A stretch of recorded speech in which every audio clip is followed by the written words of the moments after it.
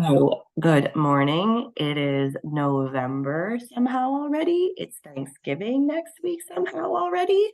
Thanks for joining us. You guys know me, Stephanie from the Blackstone Watershed Collaborative, and we'll just bop around and do introductions before we go to our speakers today. Hillary, do you want to introduce yourself? Sure.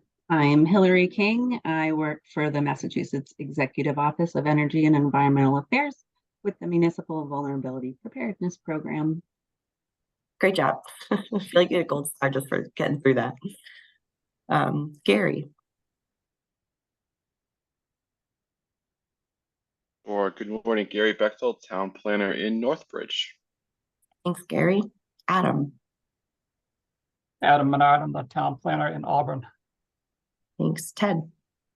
Hi, Ted Beauvais. I'm president of the Blackstone River Watershed Association in Massachusetts. Thanks, Natalie.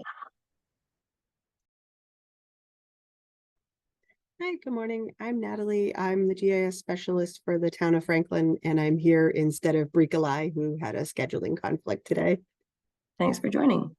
Thanks for having me. Sophia. Hi, my name is Sophia Kostoulis, and I work at Upper Blackstone Clean Water as a pretreatment technician. Thanks, Sophia. Sarah Bauer. Good morning, everyone. I'm Sarah Bauer with the Massachusetts Rivers Alliance. I'm their technical program director. Thanks, John. Good morning, everyone. John Moslin, president of the Blackstone River Watershed Council, Friends of the Blackstone. Thanks, Amanda. Hi, I'm Amanda Coffier. I am a lab tech at Upper Blackstone Clean Water. Haley. Haley McLaren. I am the restoration coordinator at the collaborative. Elizabeth. Hi, I'm Elizabeth Scott, and I'm the Rhode Island liaison for the STEMP network. Good to see you, Elizabeth. Nick. Morning, everyone. This is Nick Cohen, environmental planner with the Horsley Witten Group. Thanks. Heather. Hi, I'm Heather Perry. I'm the volunteer water quality coordinator for the Blackstone River Coalition. Rebecca. Rebecca Budd from Connecticut River Conservancy. I'm a little out of my geographic range, but I wanted to listen in. Thanks. We're happy to have you. Thanks for coming over. Sarah Plotnicki. Good morning. I'm Sarah. I work as a resiliency planner at the Central Mass Regional Planning Commission. Thanks.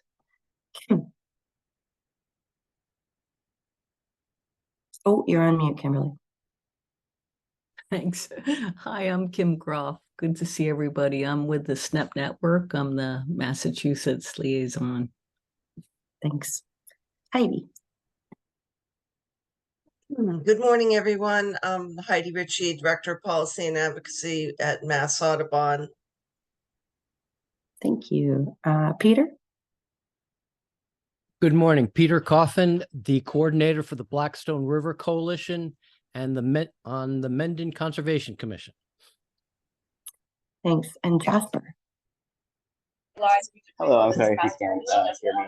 I'm just a college student at Clark University, and I'm here for a part of a class, but I also have worked in the Worcester watershed, which feeds into the Blackstone. So interest and class requirement.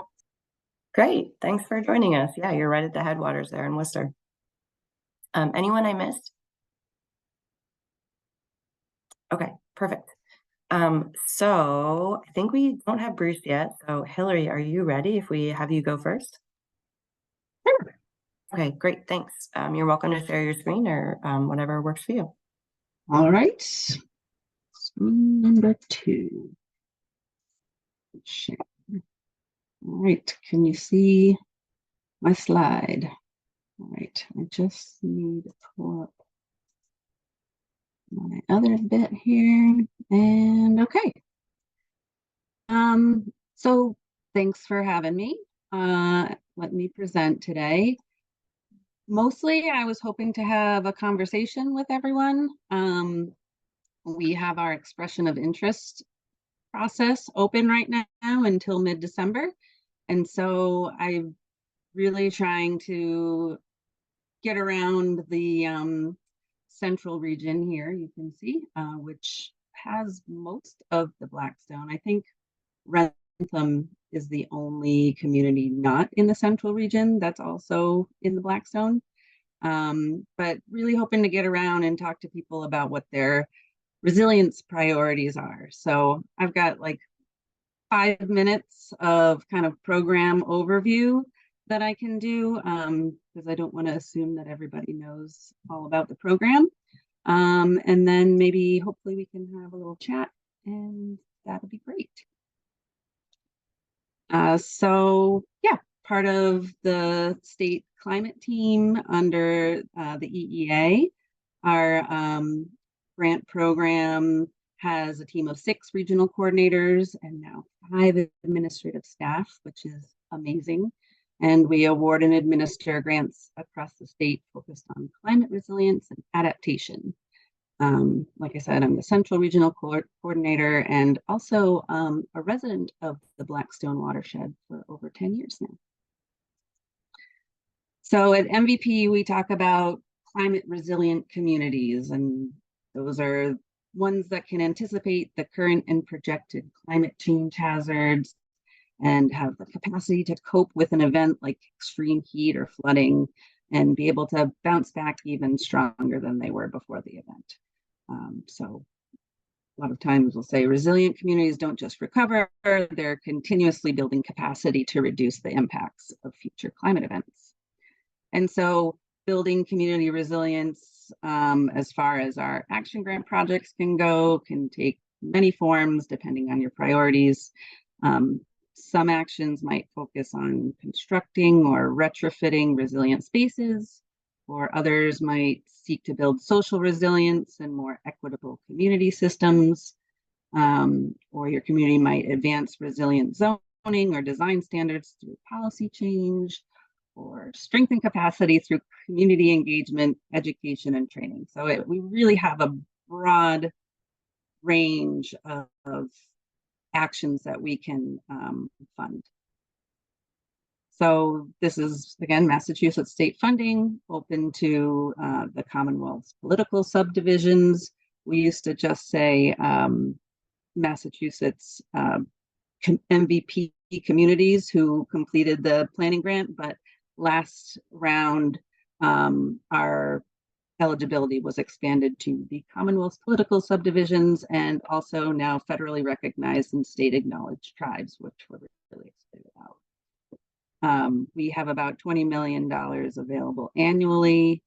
It's a reimbursable grant with a 25% match requirement. There are some exceptions to that, I think, for tribes and some of our smaller Western municipalities based on, I think, community size. And then we can award up to $3 million per project, $5 million if it's a regional effort. And it doesn't even have to be close to a $3 million ask. That's just our cap. I have a municipality this year who has like a $40,000 grant. They're doing a bunch of kind of planning updates. And our funding is linked to the fiscal year.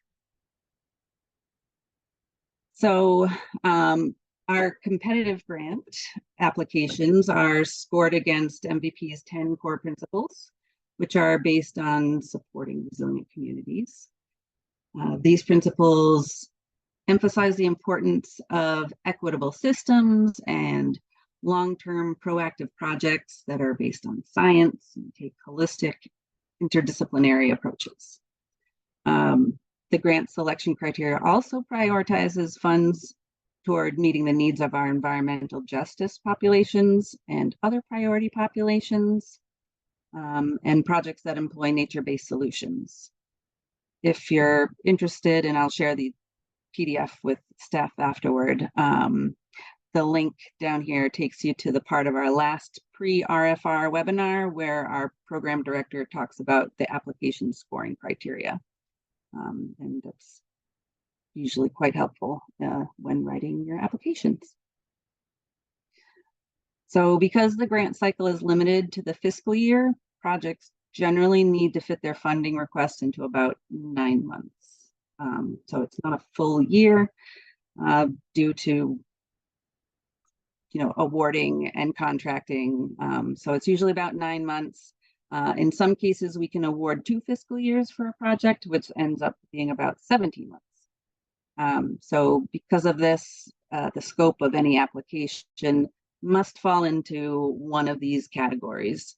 I can share some examples of funded projects later, but generally MVP will fund anything from planning, assessments, capacity building and regulatory updates, design and permitting, or construction and what we call on-the-ground implementation, installation of other things. And so I always have to bring up, there are some types of projects that we get asked to fund that are either not eligible or not competitive for MVP Action Grant funding. Again, we're looking for proactive adaptation projects that are nature-based, respond to climate projections, and have strong equity and engagement components. So, like I said, we're currently accepting expression of interest forms for our FY25 Action Grant ideas. Through the form, potential applicants will provide us with basic information about their project idea, and then our staff will provide some feedback on your ideas prior to the request for responses release date. So for the FY25 round, submissions of an EOI for a project is not mandatory in order to submit an application once the RFR comes out, tentatively, I think in mid-March, but it is encouraged.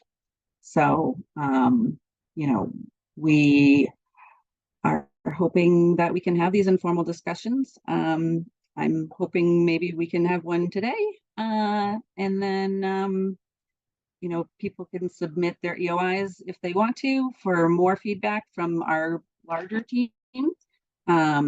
Usually people will come up with things that I don't in terms of suggestions. And yeah. So again, it's not a formal application. It's not mandatory.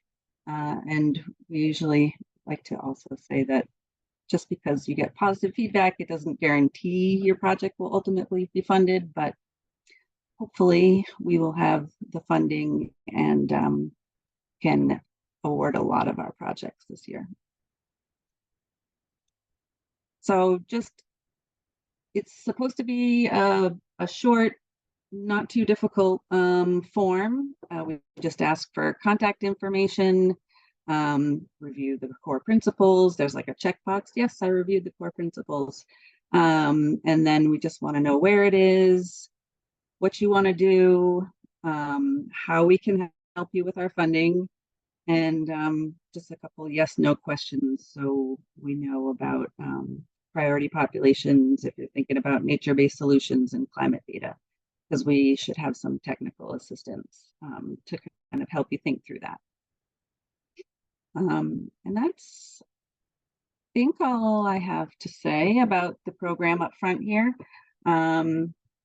Again, we're looking for grant requests that can fit into our funding timeline. And typically it means it fits into one of these types. And we have a grant viewer available on our website at resilientmass.gov/MVP. And from there you can access municipal planning reports, action grant case studies, and project deliverables. So I'll stop my share so we can all chat. But, I think turning it back to the stuff in the collab, I think I've been participating in all of these these monthly meetings and connecting with Steph and all of you as much as I can, because I think a lot of what the collaborative is trying to do with that original report really aligns with MVP. So I guess I'm just wondering about some of the regional project ideas that might be going on, and if people are interested in MVP funding for that. And I will note too, since Kim is here, I've talked to Kim before, and I know that SNAP funding can often be used as match for MVP, which can be helpful. And I know some projects have used Narragansett Bay funding as match as well, because it's federal funding. But I'll be quiet now and see if anybody has thoughts or questions or ideas.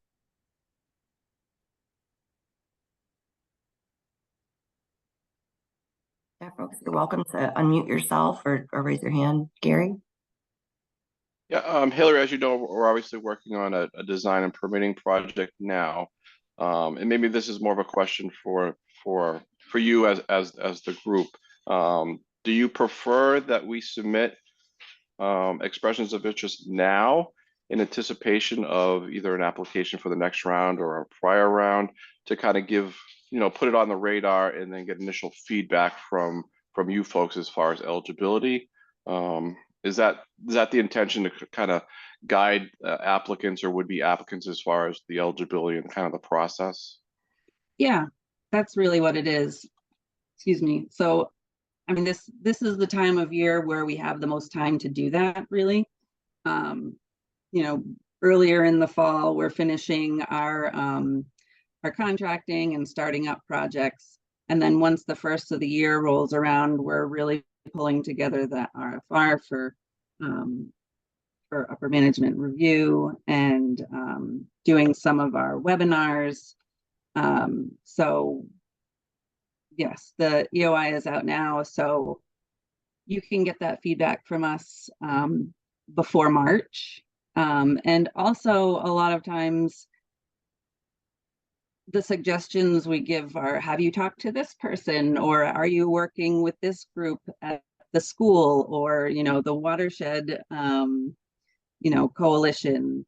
And it gives people time to have these conversations and work those groups and people into the scope and the budget asks. So I think having a little more time up front.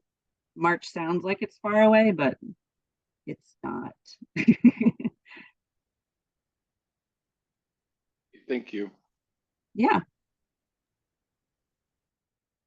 Hillary, I was wondering if you could talk a little bit more about the watershed scale option. Have you had applicants come in with projects that are regional? Absolutely. Yeah. I know the group in Taunton has had a few multi-town efforts looking at either, I think was the Assawampset Pond Complex. The Charles River Watershed is very active I think they're doing a bunch of modeling up and down the river and doing some kind of projected flood modeling. And up in the Mystic River watershed, they've been working with a lot of the different municipalities, and I think they also did some modeling, and they've been starting to implement some projects. I think up in Reading, they're doing some wetland expansions just to get more infiltration in that really, really developed area of the state. So there's definitely ways to, leverage this funding. Like I said, we will award up to $3 million for an individual municipality or applicant. But these regional projects, can award up to 5. Again, there's a 25% match. But if you have a lot of people working on it, hopefully, you know, the match can be in kind or cash, whether it's private or federal funding, anything that doesn't come from the state. And is the cap of 3 million or 5 million, depending on whether it's a single project or regional project, is that in aggregate? So if you were awarded several grants over time, is that the aggregate, or is it just for annually? Annually. Okay. Wow. I have a question, Hillary. So sometimes projects that have been identified by communities also fall under other grant opportunities. So for instance, if you wanted to do a culvert replacement, there is a culvert replacement grant from the state. Or if you wanted to do identifying areas to add, you know, buffers to improve water quality and flooding, it might have that dual purpose, but maybe that could also be funded by something like the 319 grant. So are those types of projects that might be eligible for other funding opportunities still good MVP projects potentially? Yeah, I think so. You know, if you're linking it to the climate impacts identified by those communities, because we do emphasize nature-based solutions and have funded those types of projects in the past. And I think the one thing, I guess, is that MVP, like I said, gets about $20 million annually. So, you know, those other programs, I would still apply to them, you know, if you're building an application anyhow. But yeah, we can definitely do those sorts of funding programs too. It's yeah, helps us leverage, gives a little bonus, I think, to those. But we also fund things like you know, education campaigns and larger engagement strategies. Stuff. I know we had the DAM 101 workshop last month. I don't know what day of the month it is. Last month, and you shared the DAM Atlas and that whole program with you know, how to come to some community consensus around talking about dam removal, or you know, maintenance, if that's what it is. But I mean, those sorts of community conversations and education about, well, why would we do this? Those sorts of things, I think MVP funding is really helpful for as well. You know, because we want people involved. We want you to say, oh, well, we need this much money to host a community feast, so people will come out and, you know, talk to us about X, Y, and Z. Or, you know, I don't know, whatever your creative engagement strategy might be. Because this is hard work, and if people don't understand it, they're not going to support it. Right. I have a question. Hillary, if you're part of a regional project, are you excluded from doing an individual project for a given year? No. Very flexible funding. It's Yeah. it's nice to have that. Yeah. And as far as projects, can you do land acquisition still, or is that something? Yeah. Yeah, because we're also similar to the DCS, Conservation Services Department has, I think, 3 different grants that they do for land acquisition. But yeah, we have funding available for that as well.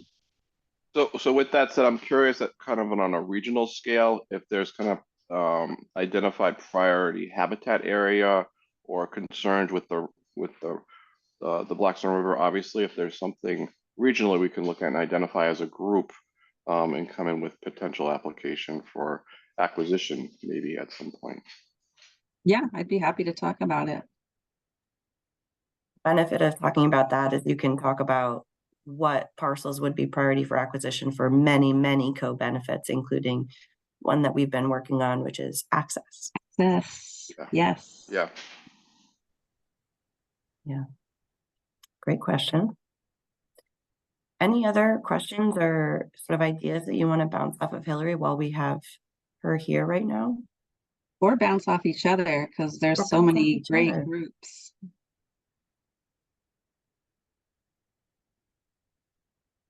All right, well, I am around. I think my number, oh, Peter.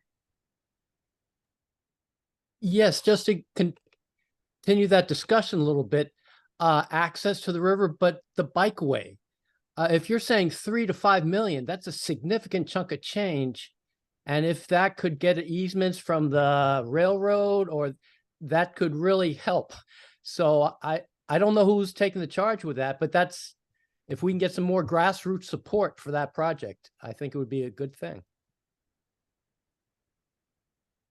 Yeah, that could be interesting. I haven't seen any projects with a bike path. I think I've seen other paths as part of acquisition. Yeah, it's definitely something to think about in terms of climate change and how you would frame that with the core principles for our application criteria. That's what I was thinking is you need to match with those co-benefits to see what are the climate resiliency goals that you're achieving by acquiring a bike path. But I think depending on where it is, that might be an opportunity. Certainly. Well, we'll let Hillary off the hook here. And then if you have other questions, I think probably most folks have your contact information. But if you just want to put it in the chat again. Certainly. And maybe that other link of, and we'll share the presentation afterwards, but the link of just where to submit that EOI. Okay, you got it. Thanks so much. Thanks, Hillary. Okay, and then we'll move on to our second speaker. I know some months we've mostly done one, but every now and then we do two if we're focused kind of just on Mass and just on Rhode Island for those. So our second speakers are going to be John Marsland from Friends of the Blackstone and Bruce Curlis representing the Hasnisco Band of Nipmuc. So you guys are welcome to, I think, Kaylee, are you going to share your screen? Okay, Kaylee will share her screen and show some photos and you guys can tag team. And Bruce, if you want to introduce yourself, because I think we missed that one. I missed the introduction, so thanks, Stephanie. My name is Bruce Curlis. I represent the Hasana Misco Nipmuc Band, and I wear lots of different hats. I'm also on the board for the Blackstone River Watershed Council and Friends of the Blackstone, and I also sit on the Native American Roundtable for the National Park Service for the Blackstone River National Park, historic national park. So I wear lots of different hats and take them on, put them off, but they all kind of blend around exactly what we're trying to get here, which is really the health and welfare of the river that cuts right through the heart of our territory. So from Rhode Island all the way down through. So it's great to be here, and the Hasana Misco Band has had a really strong relationship even before I stepped in and started working with the Friends of and John and all of the other board members, or became part of the board. So that relationship's gone back for some time, even before my time when I still lived in New Mexico. Praying for water, I guess, I was out there. We started that relationship about 18 years ago with Cheryl, reaching out about learning more about fish passage. And then because of that, we've had two Nipmuc paddles from Sycamore Landing, and we really have a strong relationship now. And that's important when you want to talk about Indigenous culture, that you have a relationship with the tribes and that you're not out there just freewheeling on your own without any kind of tribal relationship. So that's an important step. Sorry to interrupt. Can everyone see my screen? Okay. Okay, perfect. Continue. Sorry. And I also had a pretty long relationship with Nancy Garcia, the Deputy Chief Historical Preservation Officer with the Narragansetts. So 2 years ago, we wrote a letter to the Chief of the Narragansetts, Dean Stanton, asking for their help in supporting Fish Passage. And he put Nancy, who I have that long relationship with, in charge of that. So that's worked out well. And we've been doing these intertribal gatherings. This is our second year doing it. And we really need more public support with these gatherings. We're getting great native indigenous support, but I think we really have to stress that we need younger people to learn their culture and heritage and to kind of support what we're trying to do on the river, because it's going to be their river someday. And we're kind of missing that component of getting younger people involved. And it's not an easy thing to do. And that's what we're trying to do now.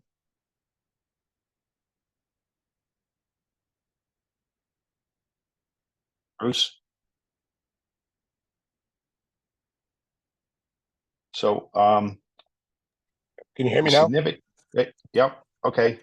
I was muted. It's like I got to keep going back and forth with the screen. I'm in the middle of nowhere right now, no man's land. But one of the things about the river, about the Fish Passage, that really has, the tribes themselves, the Nipmucks, the Narragansetts, the Wampanoags, when you start to get sort of down to the mouth of where the Blackstone drops off and heads on its way out into the bay, is a traditional fishing area for all three tribes, and places like Pawtucket and Central Falls where our peoples would meet. And historically, we have had, I wouldn't say differences, but we've been so focused on our own communities and sort of the engagement within our own communities and the survival within our communities.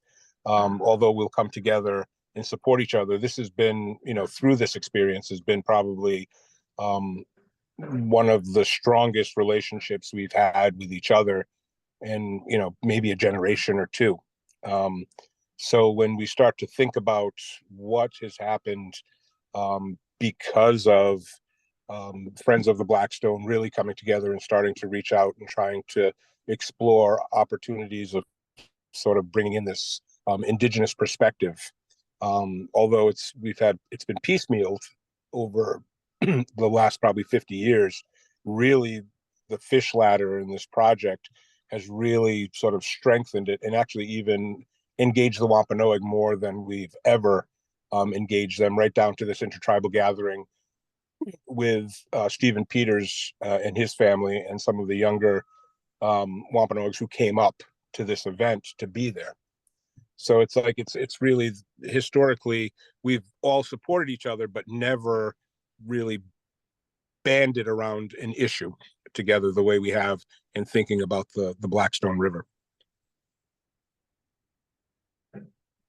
And I think it's important to show that the significance of all this is to show the intertribal support for the Fish Passage and for the community, and that everyone should kind of, tag on to that and join them with the support, because we've never seen it before. And like Bruce said, we've reached out to the tribes and they've come back to help support us. So we need to support them in return. And, just to get the community support behind the tribes, I think is an important step forward.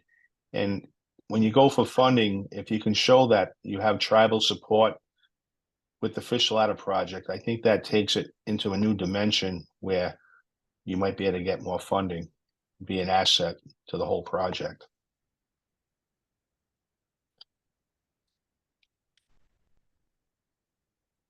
You want to show some of the pictures, Kaylee? Yeah. I've been waiting for the pictures to move, see if we can talk a little bit about what we're seeing. Oh, who's that guy? On the right, for folks who don't know, that's Bruce. And the necklace he had on was a gift that I received at the gathering. Right, from the Narragansetts and Nancy.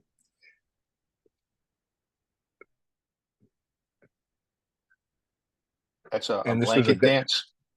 a demonstration of a blanket dance, which is a courting dance that took places. And one of the things about the intertribal gathering, it's really almost an opportunity to sort of showcase Native culture through song and dance, as well as talking about the tribes themselves, our perspectives, our views, our what we're really trying to do. Because as we know that like tribes are complex in the sense of their relationship with governments, relationships with the state government, relationships with their town governments, relationships with other people. And the fact that, there are a lot of people who still think that some of these tribes kind of exist in a historical context, or they kind of exist within a spiritual context that everybody thinks is beautiful. But the reality is that, we're still here. We're still participants within communities. We still work and survive like everyone else does. And although we hunt and fish, and those are traditional foodways that we hold on to, we also shop at the grocery stores like everyone else does. And it's a great opportunity to have those conversations, and individuals who will catch people on the side and have conversations and talk, as opposed to sort of looking at Native people as, oh, you're on a pedestal, and oh, look at this beautiful, rich culture. It's like, oh, look at, this is another human being who needs support and wants to support, and really sort of look at the relationship and how that relationship works, as opposed from an outsider being a participant, an active participant. So it's really, it has lots of, the purpose of this has lots of different meanings within creating the relationship with the voice of sort of the first peoples, the peoples who were here, or the ancestors of the people who were here long before Europeans ever got here, who looked at and had different kinds of relationships with land and water and, animal life, fish life, and varying parts of, an ecological world versus one single environment or type of environment, and that engage in a 21st century way, where we think about not just stewardships is a very important part, but it also has to balance out with economic. It also has to balance out with all of the things that we all struggle with. Every organization struggles with this within their relationships of the pockets of work they do. And that's why Stephanie and the collaborative is really important, because it's sort of starting to link all of those pieces together. If you notice in this picture, a lot of the intertribal people, they brought their children with them, so they want to introduce them to this culture of integrating with the community in a fish passage, and that's important to them, and it should be important to us. So that's something we have to learn as our own family, to maybe learn a little bit about this culture and use it in a good way for ourselves.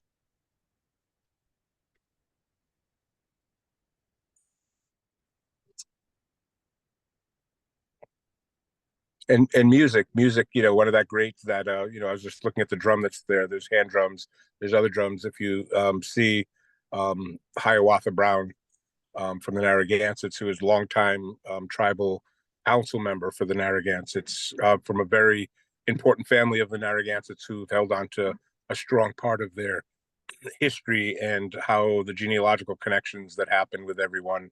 Also a huge advocate for the tribe on many levels of sort of the state, the government to government relationships around giving gifts to really important participants and people for their work, which is, and gifting is very, very, common and important part of sort of recognizing people's contributions in their work together around this. And so far at every intertribal gathering, this has happened, where there have been gifts exchanged and given out to people for the significance of the work that they do and the continued work that they are doing.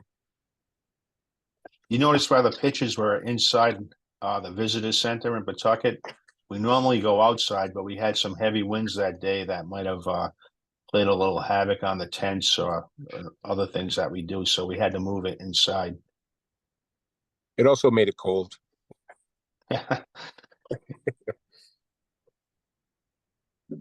And that's actually with Stephen Peters. It's really funny because I was thinking about Stephen when I saw him there. I remember Stephen's grandfather and his uncle, the Peters family from Mashpee. Stephen was a very young boy, and they did a scholastic book called Clambake with his dad, Russell Peters, and he was actually present, and he's actually sort of driving, sort of manages the roundtable with national parks in his role on that roundtable.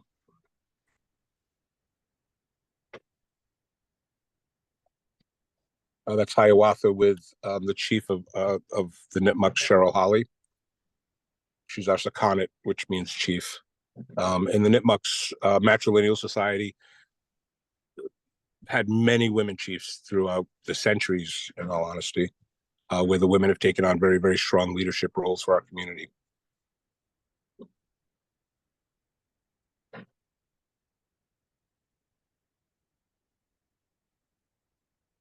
And that's Nancy Garcia. Nancy Garcia Brown, or Brown Garcia, which is I always forget which way it goes. That's Nancy, who John was mentioning his relationship that he had for a long time as well.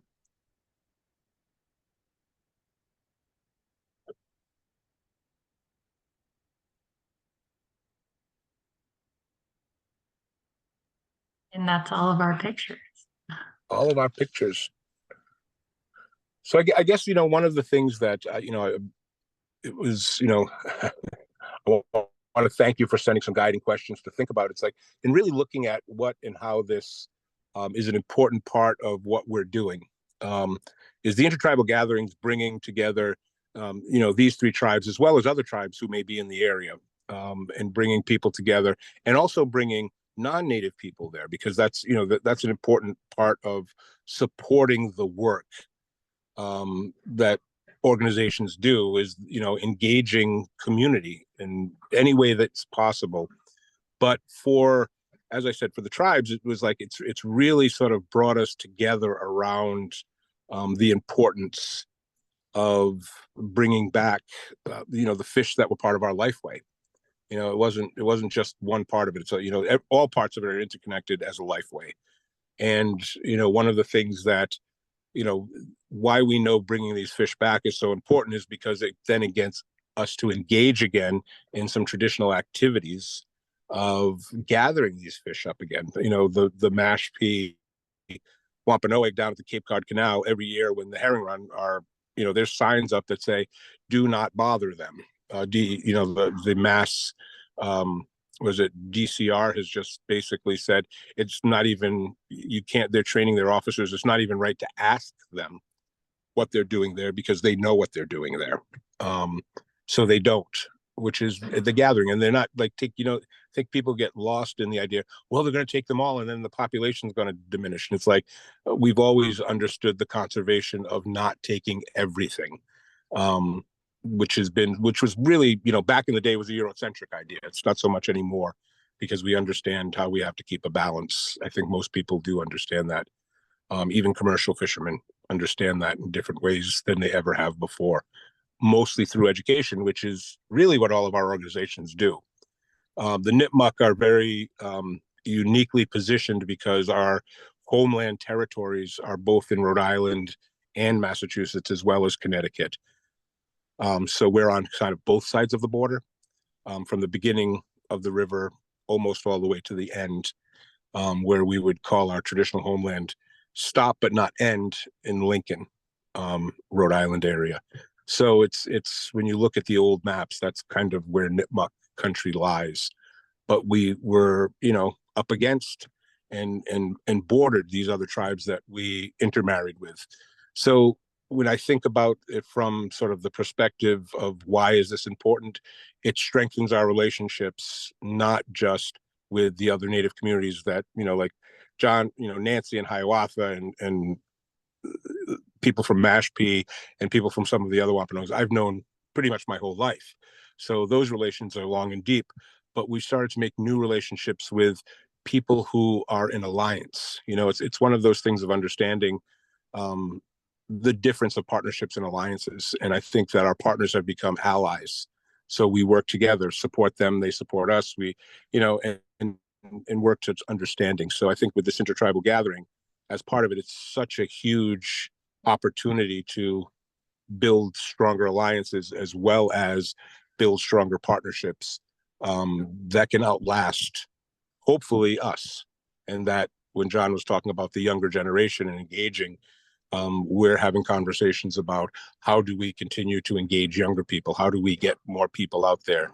How can other organizations support us by showing up, coming to the intertribal gathering? It's not, sometimes I think we get lost on a state line with the Blackstone River. It's like, oh, it stops here. Okay, we're now in Rhode Island. It stops here. And the reality is, it really doesn't. And it's, I think opportunities for support would be some of the organizations in Rhode Island come down and set up a table and give information out about what you're doing, because especially where we have that at Slater Mill, people come from all over. There were a lot of Massachusetts people there at this last intertribal that may not even know your organizations exist, but may be able to help you or partner with you, especially with the Nipmuc. Our Nipmuc people are all over all three states. And, when they start, more and more of them start to coming, that you may find the individuals who can help support you and help bring younger people or younger generation to engage in the conversations you're trying to have and formulate partnerships that can build over time. So I know that that's, something that, that John and I talk about. John and I talk about way too many things, I think. Yeah. Another important thing that happened at this gathering was there was a professional photographer there from the taking pictures for the 41 North magazine. It's put out by URI's Ocean and Coastal Management.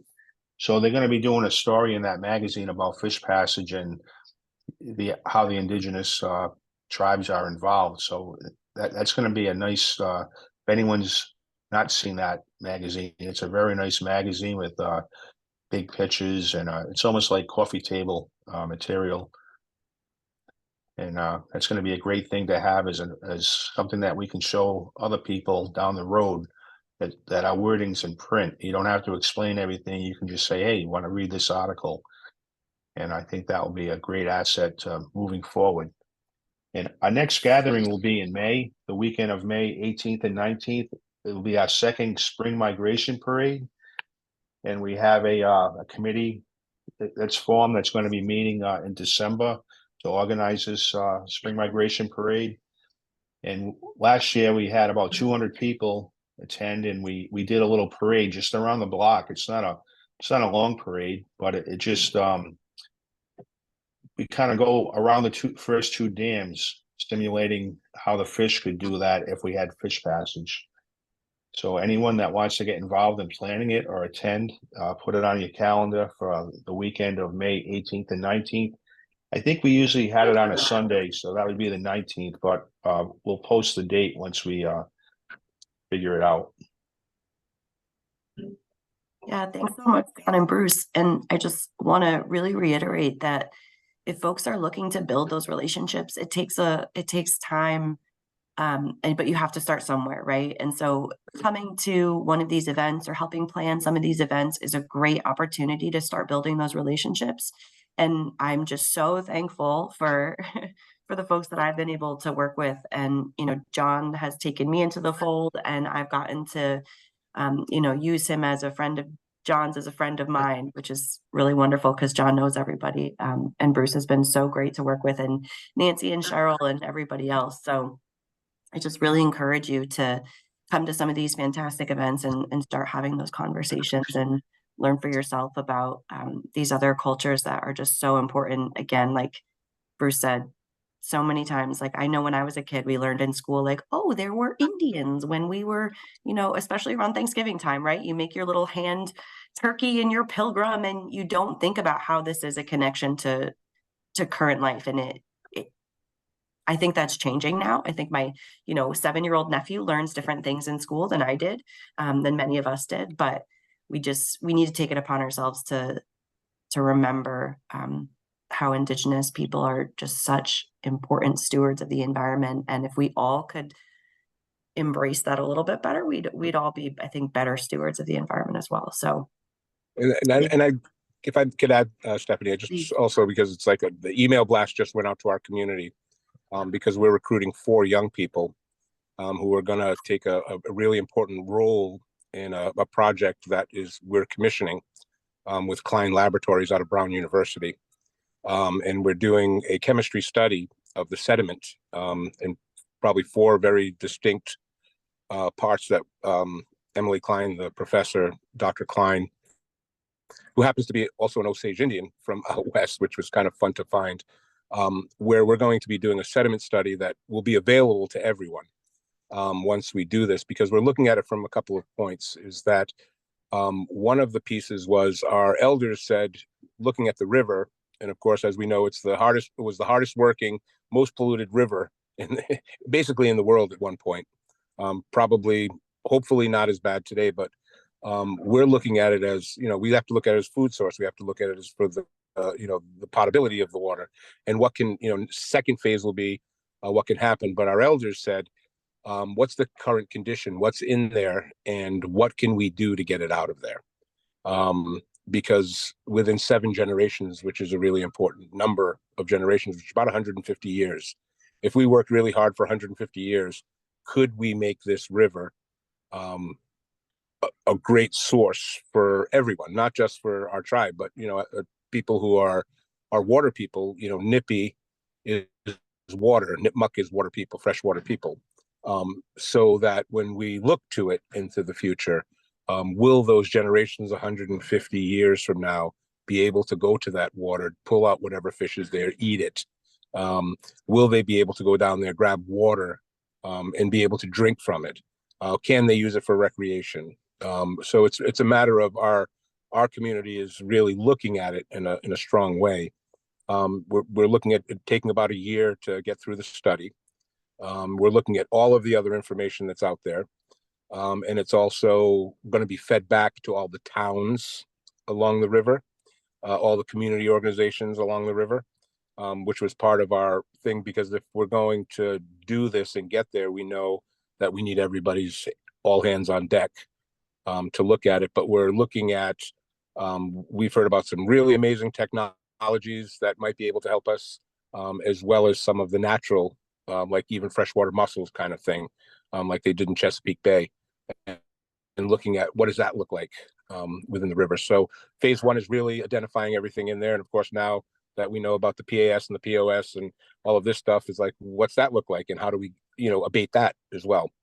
And a lot of that's come from, like, Friends of the Blackstone have been great. The national parks has been great. Collaboration has been great. And it's now just a matter of sort of let's tear down the state border and let's look at the river of all of us along the way. I'd like to make a startling announcement to end our talk. So we're working with the Blackstone Valley heads to teach kids how to fish, and we were going to develop a trifold brochure in different languages about do not eat the fish.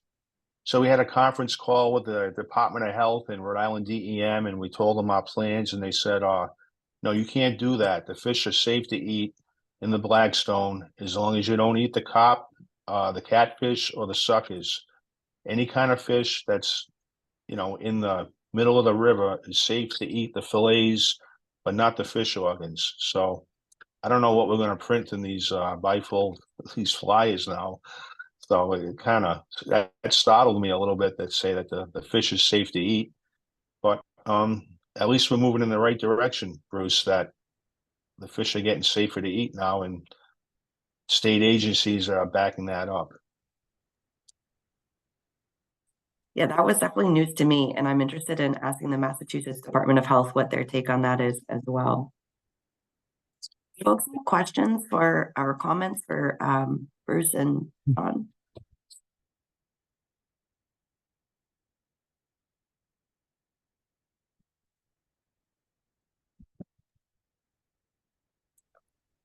Well, again, for presenting, and we will follow up on so many of those topics. We didn't even get to talk about combined sewer overflow, which is another topic that Bruce has really been spearheading and leading the effort on.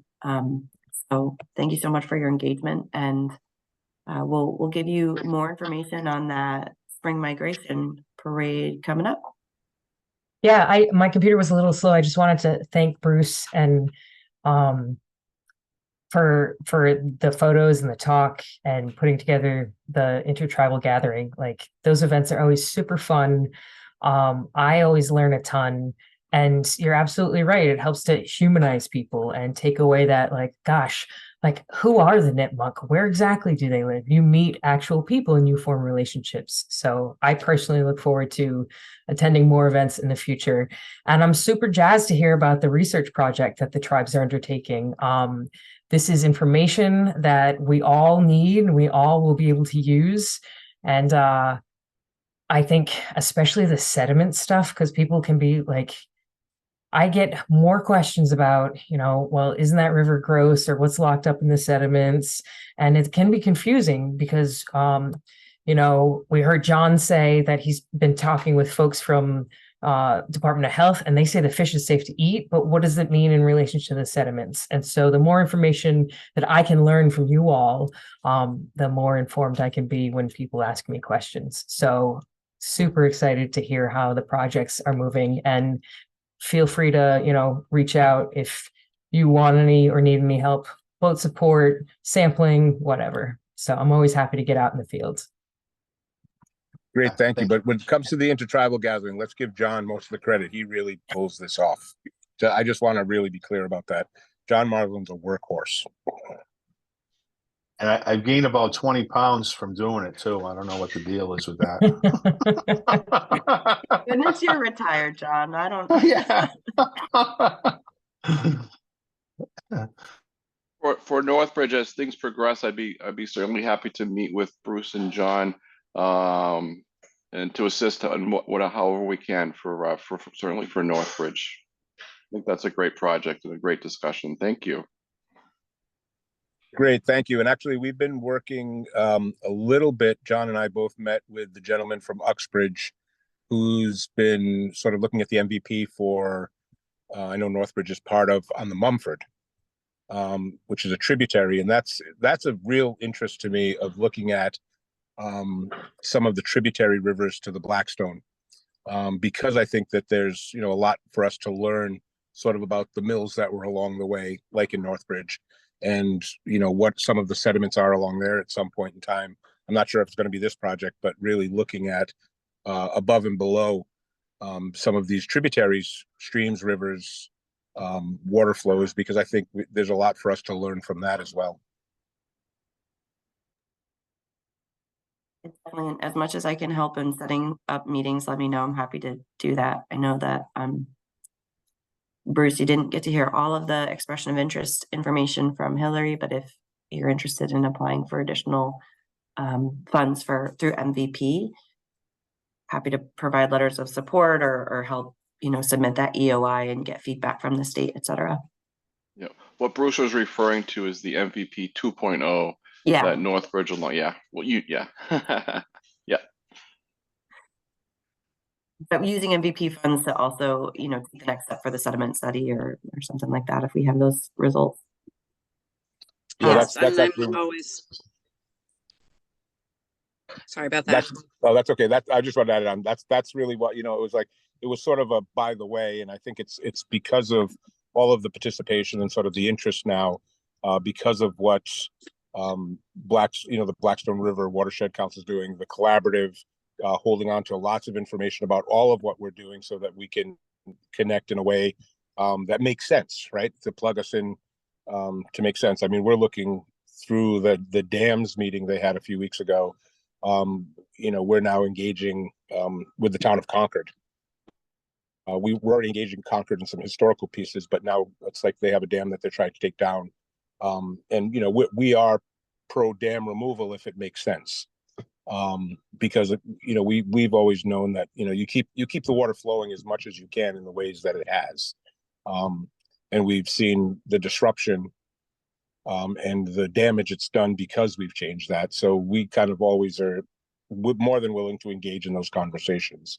I just happen to be the river and water person for the tribe right now. So, I'm hoping with getting these young people that I'm going to be able to help get some other people who are very engaged in it, that are younger, that are looking at their careers into the future, especially in the sciences, that can assist us even more. And that's really why we're engaging these young people from middle school to high school. I wish we could engage them all, but we really budgeted so that we could have at least 4. It's really exciting. There's a lot of exciting. I think everybody's doing really exciting things, and sometimes I know people wish things could happen faster. And I'll give you a piece of native advice that I received a long time ago: is what we have is time, whether it be only the time we have, but we have time. We've been through a lot, and we're still here, and we're still having the same conversations. So there's always time.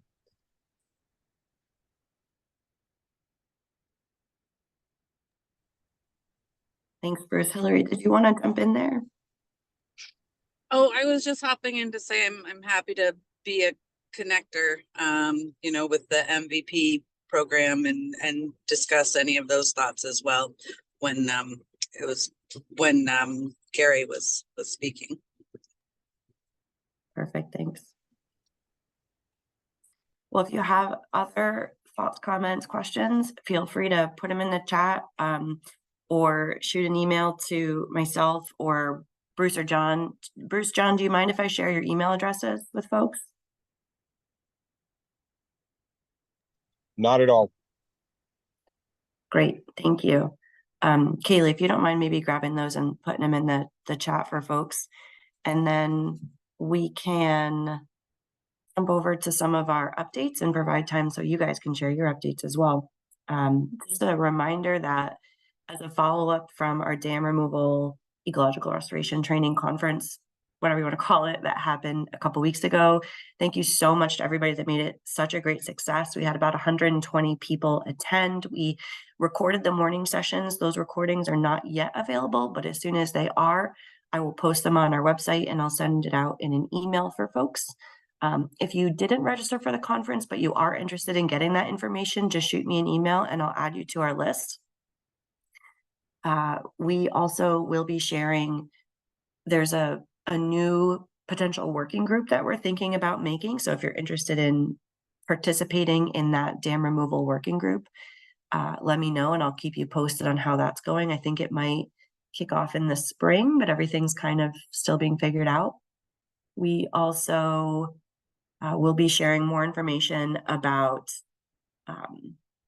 the Narragansett Bay Dam Atlas and all of the amazing information that's there. I know that Emily provided us an overview of it back in July, I think.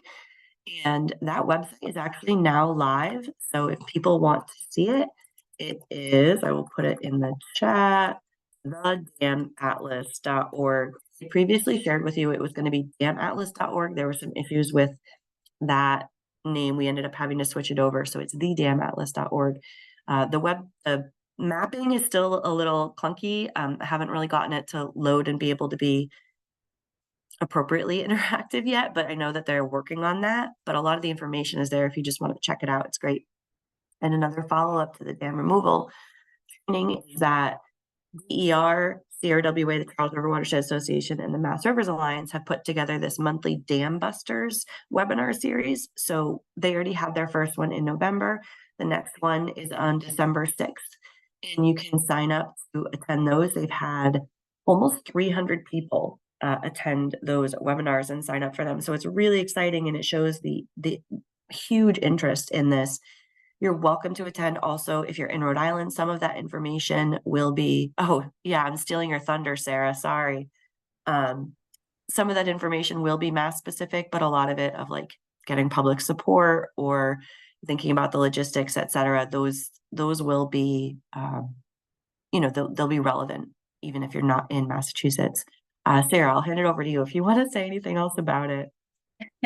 No, Steph, thanks for plugging it. I think you hit everything on the head.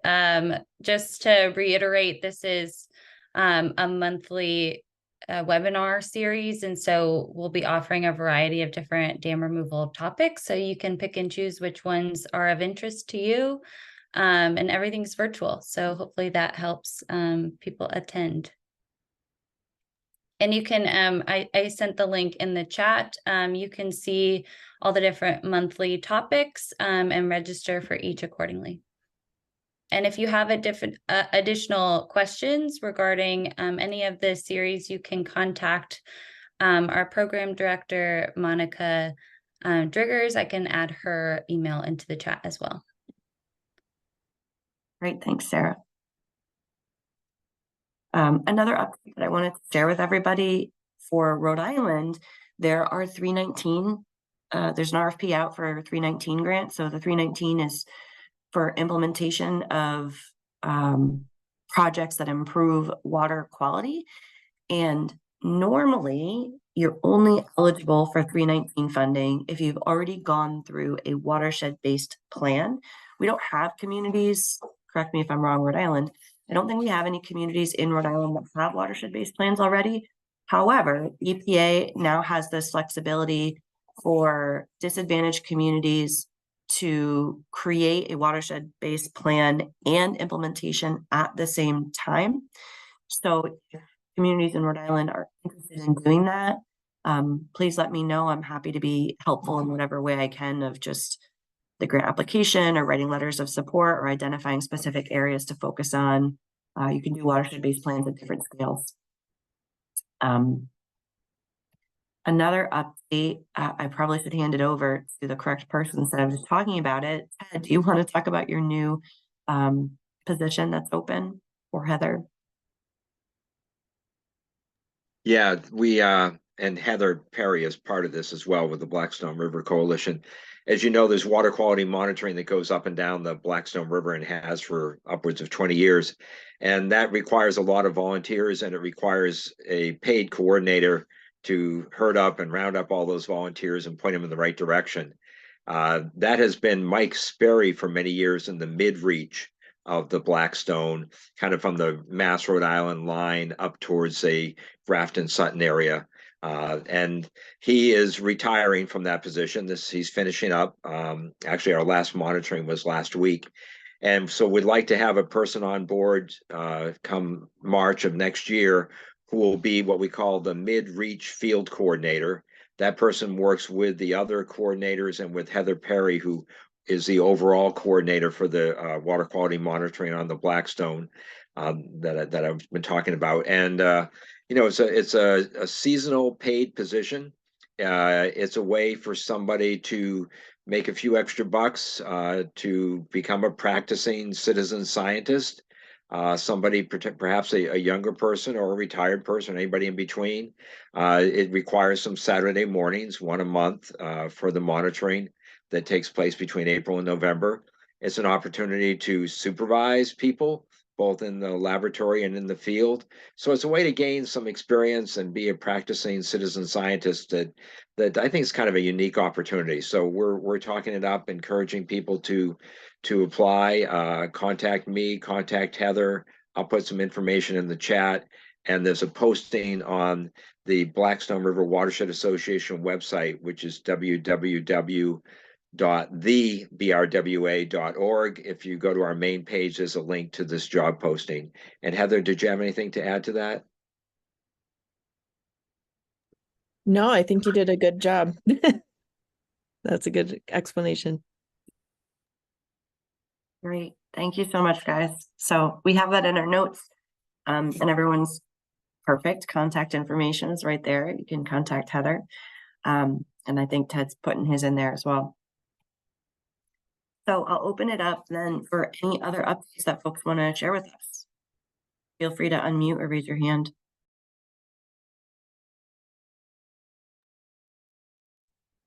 To follow up on Ted's, the position that's open, for the water quality monitoring program, like you said, we finished our last sampling for the season last weekend, and we're working on updating our website with the new data. That probably our timeline looks like February 1st for this year's data to be submitted to the DEP and the Rhode Island water quality portals. So that's probably when the website will be updated as well. And we're working to get the backlog data up there. So it will be up there and useful for everybody that would like to access it. And I think that was all I had, but thank you. Yeah, thank you. I don't envy you of trying to get all that backlog data. That's a lot to do. So thank you for working on that. Other updates that folks have? Hi, Stephanie. This is Daryl Moore with NRCS. And I just wanted to let you guys know that we've completed the preliminary investigation feasibility report, we call a PIFR. And that kind of focused on flood prevention. We can look at other areas such as recreation, fish passage, water quality, but we'll look further into that in the next phase. But we just completed the PIFR, and the PIFR is kind of a requirement to make sure that the project is viable before we get request funding for larger environmental assessment, so for the planning phase. And so right now we're in the we've basically found it to be a viable project. You know, there's you guys already know there's quite a bit in there, and so we're in the process of requesting additional funding to move forward with the planning phase. And so the area that we kind of focused on with the PIFR was kind of between Central Falls and Pawtucket. We'll probably open it up and go larger once we start moving, get that funding in. But for right now, we just to show it was viable, we just chose that section. And so, yeah, so that's where we're at in that. That's awesome, Daryl. What do you think that would be something that you would want to share in a little bit of a larger update, maybe at our next meeting, and show some maps and images and what your findings were? Sure. Yeah, I would love that. And I'd love to learn more about it. I know I talked to you in the very beginning stages, and it was something that I wasn't familiar with. So yeah, we'd love to learn more. Thank you. Okay, sounds good. Thanks. Great. Peter. Yes, Steph, building on an update for the water quality monitoring grant. Thanks to Heather's good work and others, we recently applied for a DEP grant for like $29,000, which would pay for our traditional 75 sites, but also a lot of bacteria testing. And I think even more importantly, we would purchase some hobos. So that allows for continuous monitoring for temperature and conductivity. Conductivity is considered a general sign of human impact. So if we're successful, basically it broadens our program and it allows us to look at maybe other sites beyond our just traditional 75 sites. So if there are organizations or entities or towns that are interested in bacteria testing or kind of hotspot testing, we might be able to do that. Thanks.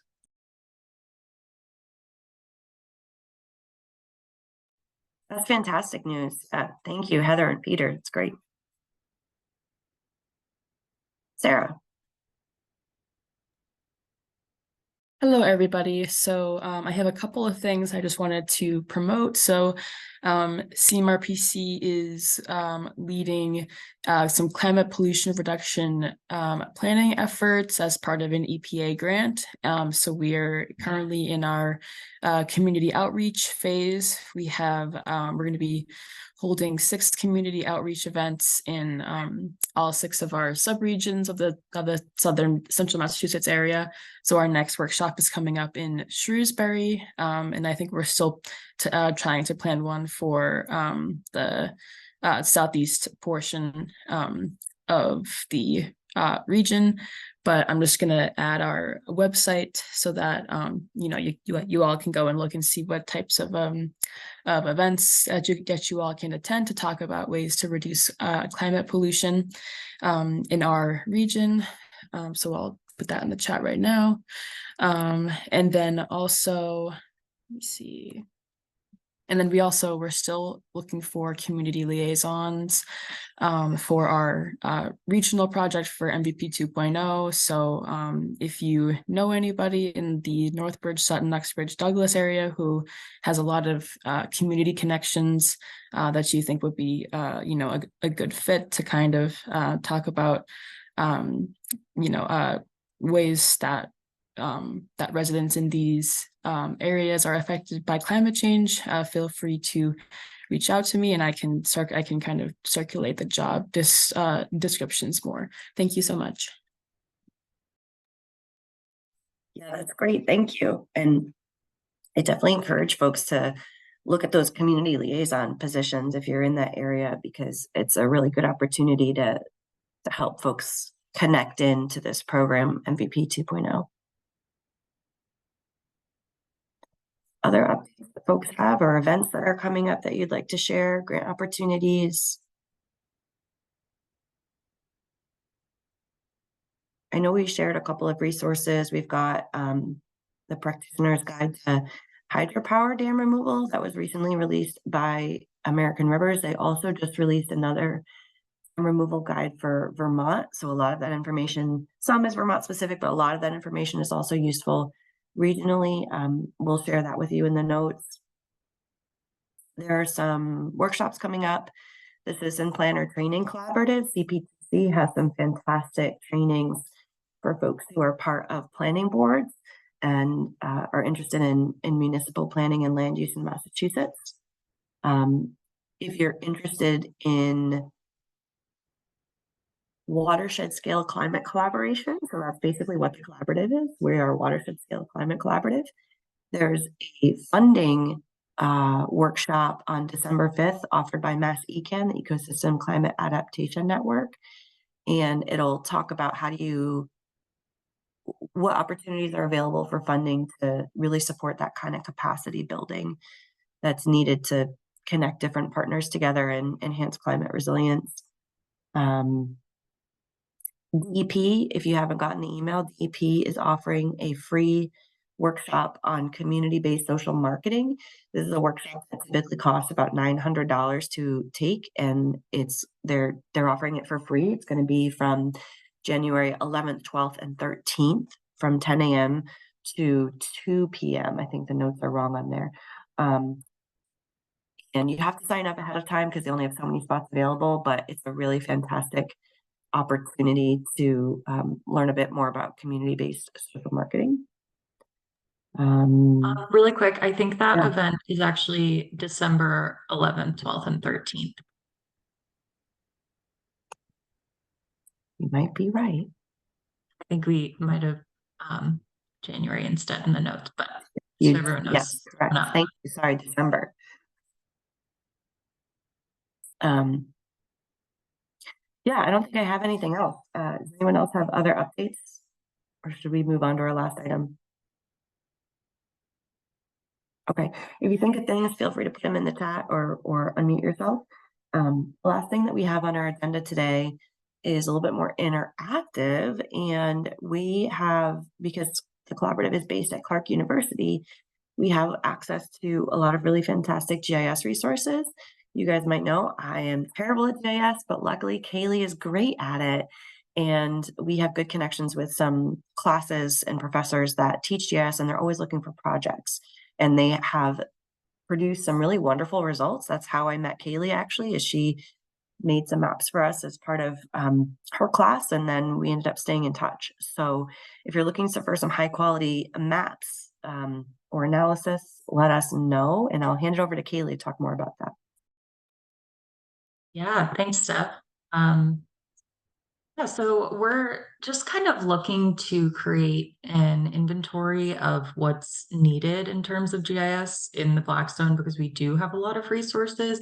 And even since sending out our notes and agenda the other day, I've had other GIS folks reach out and say, oh, if you need more support or anything, let us know, which has been really great. So we want to kind of bridge that gap, and I think the beginning of that is just starting with a list of what we think is needed. And that can be like organizational maps, like new maps for your nonprofit, or mapping services for your town. Like it doesn't have to be watershed wide. So what we're gonna do is I created a Jamboard. So I'm gonna drop that in the chat for everyone. I'll also share my screen so that we can all look at it together.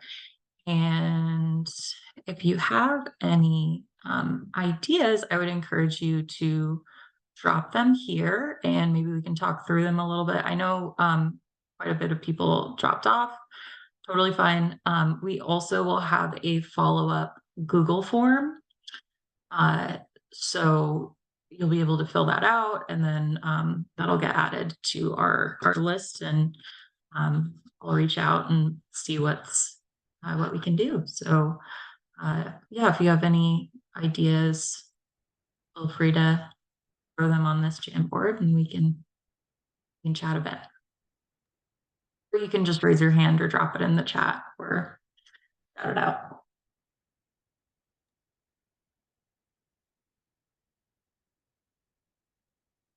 Kaylee, I'm driving, so I can't put anything in the chat. But I've been thinking a lot lately, and I'm thinking about it over years, but it just came up again, thinking about historic waterways. You know, with a lot of our flooding issues in developed areas, a lot of times it's because we've filled wetlands or we're piping waterways. And if at some point, you know, I'd love to see that statewide, but I think it'd be really helpful looking at, you know, the 18 whatever USGS maps that we have and having a layer that shows historic waterways before we started damming them and culverting them. And yeah, that's my thought for the day. Yeah, no, definitely. Thank you.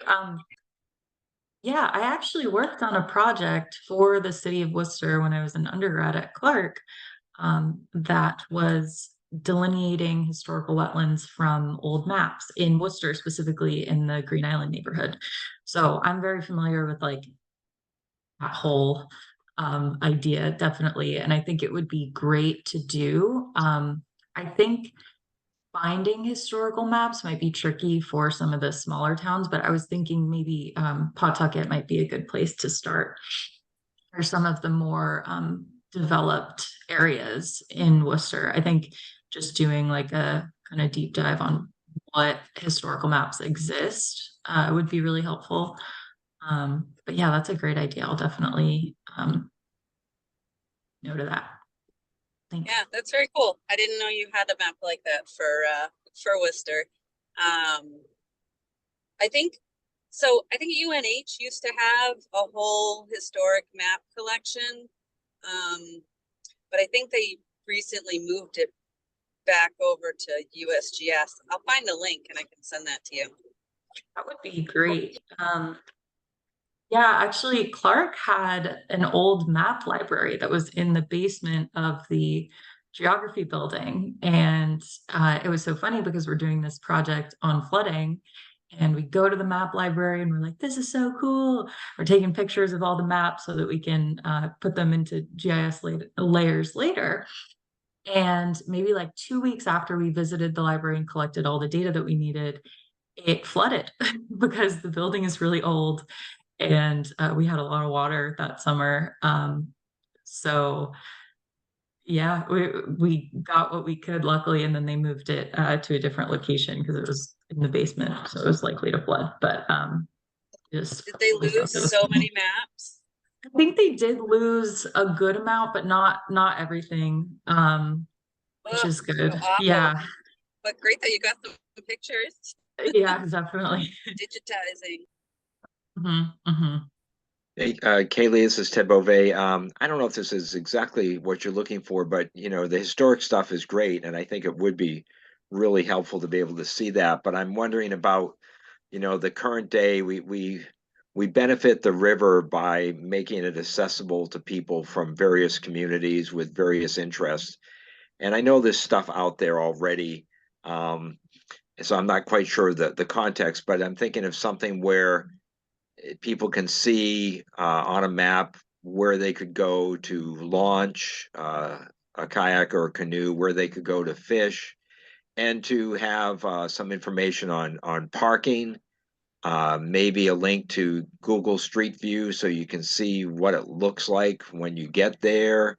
I don't know if what you're talking about fits in with that, but something that really facilitates people being able to get to and enjoy whether it's trails or fishing or boating on the river.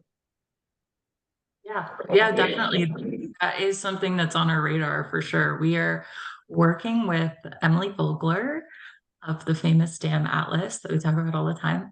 But we are working with her to develop public access materials, public facing, like where to go, what to do, kind of materials that people can take with them out on the river. But I really like your idea of fishing access. I don't think that's something that we've talked about. And now with what John Marsland said about how fish are safe to eat in the Blackstone, I think that would be a really great addition. So yeah, hopefully we'll have some draft materials coming out pretty soon. I know Emily's been working hard on that. So yeah, I'll definitely keep you updated on that. Sarah? Yeah, I just wanted to chime in because I heard that Ted mentioning the different fishing locations and different ways that you could recreate on the Blackstone River. And I just wanted to put in the chat that Mass Rivers a couple years ago did what we call an Explore Your Rivers, which essentially was to create that where people could go and click a river of interest around the state and find information on recreational activities like swimming, fishing, walking, hiking, etc. And then we also tried to include transportation options and parking info. So that is there. With that said, it's probably likely a little outdated. So if anybody wants to review it and give us feedback, we'd gladly, really like to update it per your requests. But I just wanted to throw that out there that we did attempt to do such that on more of a statewide scale. But I'm sure that you could include much more, specific locations in your watershed that you know of. Yeah, that's really good to know. Thanks, Sarah. Yeah, I think what's tricky with the Blackstone, I'm not sure if this is the case with other rivers in Mass, but Steph did the huge paddle. I think was it last spring? I think it was last spring or the spring before. I'm not sure. But there are lots of access points that are not necessarily like formal. So it does require like a lot of knowledge about the river. And what we actually did was we did a mapping charrette. So we invited a bunch of people who run the river often and who know all of these like informal access points, when to put in, when to take out. And we kind of tried to take everything that's in their brain and put it in a GIS layer. So yeah, I'd be happy to like review that resource and maybe collaborate on that, definitely. Sounds great. Thanks, Kaylee. Yeah, of course. Gary. So yeah, I wasn't sure if this was something you're already doing as far as mapping the culverts. Is that something you're already doing, or is that something that you'd be looking to work with communities to map culverts? Yeah, so we do map our culverts through the NAC. Right. System. Yeah. So for the town of Northbridge and Sutton, which we just did a bunch of data collection and trainings for, I created maps of the existing culvert points that we have now. So those will be finalized soon, and I'll be able to share those out. So yeah, we are keeping track definitely of the data collection and which culverts are at risk and of yeah. So absolutely great. Okay, and on the Jamboard, We have historic maps of waterways, great access, paddling, fishing, hiking, parking, awesome. I like the addition of hiking as well, that's great. Opportunities to remove excess pavement, that's a really great one. That's not something that I've looked into before. I don't really have any experience with that, but I think that would be a great opportunity for a GIS project. So with these GIS projects, my advisor when I was in undergraduate and in grad school is Professor John Rogan at Clark, if you know him.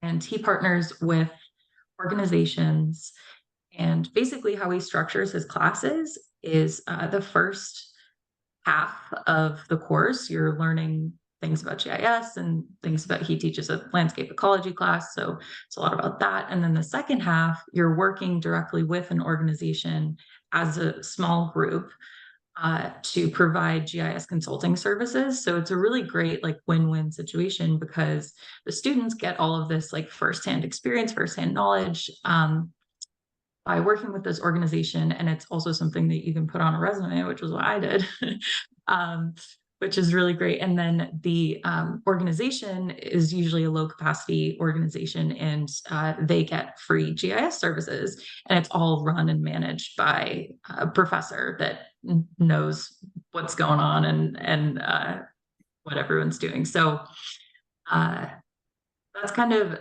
we're not just using John. I mean, I'm also here to provide GIS services as well, but that's kind of where a lot of our GIS support comes from. So we love John Rogan. Just a little plug for John.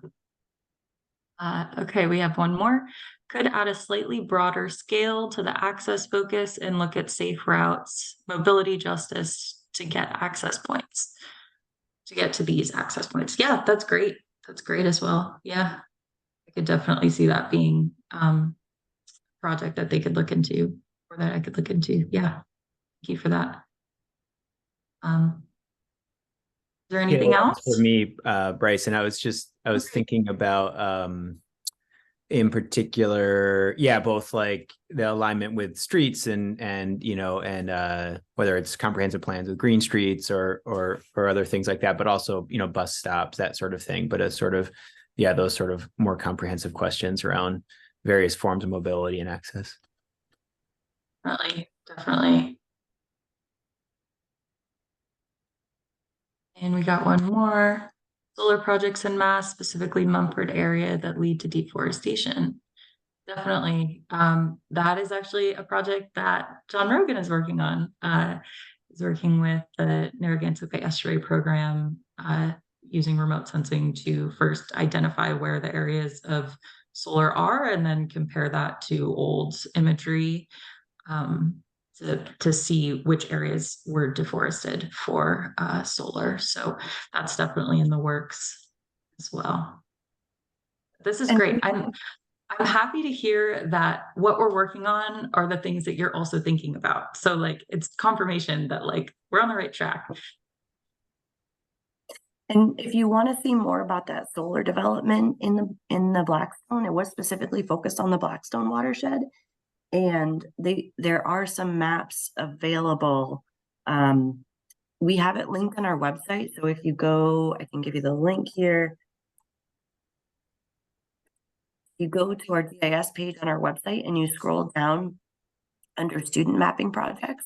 It says patterns of solar field development in the Blackstone watershed, and you can download the data or download the report, which has some images of maps in it. It's a Word document that you can look through. So that's a good starting point maybe to look at that. But if you're interested in more of a deep dive in your community, we definitely could do that for you as well. And that would actually be a really easy one because we have the data already. It's just sort of clipping it. I say that like I know what I'm doing. Kaylee will just make it so easy. Yeah, thanks, Steph. Great. Any other ideas that folks have or needs? You're also welcome to be totally selfish in this. If your organization wants new maps of this is the area that we work in, or one that we have sort of thought might be helpful because people get really confused on is, well, where does the collaborative work versus BRWA versus BRWC versus BRC? So that's one that I'd like to maybe make. And I know that that has happened before. That map exists somewhere. I think I saw it on a big poster board in a meeting once. But being able to redo something like that to share out and get your feedback on, maybe. It's on my list, Steph, for when things slow down in the winter months. Definitely on my list. Anyone else? Anyone have ideas?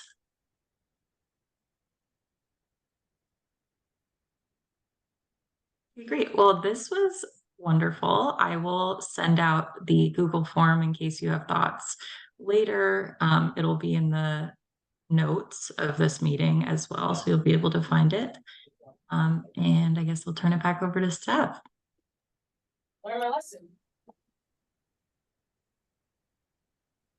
Kate, did you have something?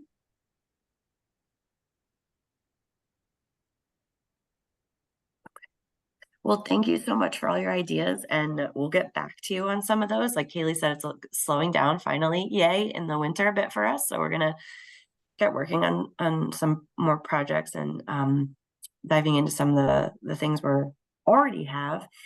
And I think that's it for our meeting today. So unless anyone has any other updates, we'll end a bit early, and we'll see you at our next meeting, which will be December 15th.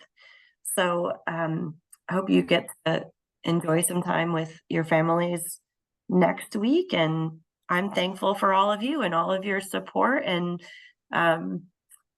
you know, the passion that is in this watershed. Sometimes we talk about it as being like small capacity, but massive passion that really allows us to get all this stuff done. So it's not about me and Kaylee, but everyone else participating and supporting each other so that we can be effective in improving climate resilience and water quality and community resilience in our watershed. So thanks all. Have a good one. Thanks, everybody. Thank you. Great meeting today. Thanks. Happy Thanksgiving. Thank you. Happy Bye. Thanksgiving. Thank you.